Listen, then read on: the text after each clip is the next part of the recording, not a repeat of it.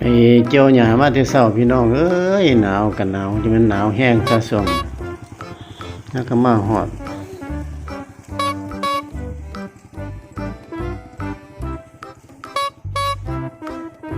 หญ้า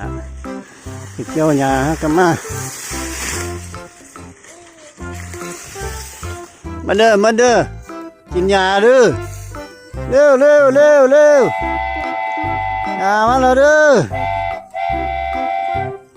โอ้แดงนี่แล่นออกก้อนหมูเลยติงนอง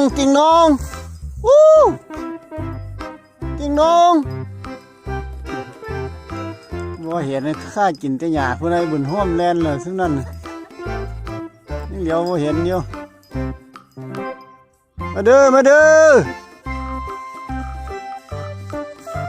เดี๋ยวหยุดกล้องไว้ก่อนเงาโพดมาใกล้ๆเขาจะกดถ่ายต่อมาแล้วยางเทิงแลนโคตรซึ่งนั่นหูจักเราเนี่ยคนละแลนยาวไม่เราคน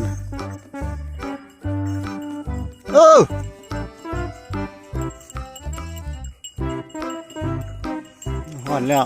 สิ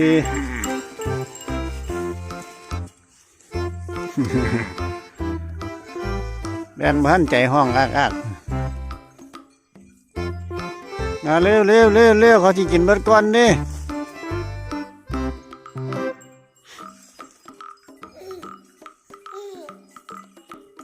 น้อยๆกินเป็นยี่ป้อหยานะ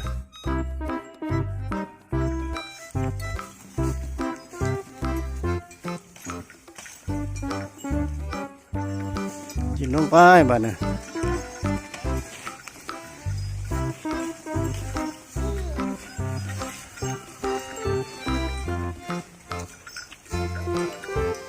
เอาละ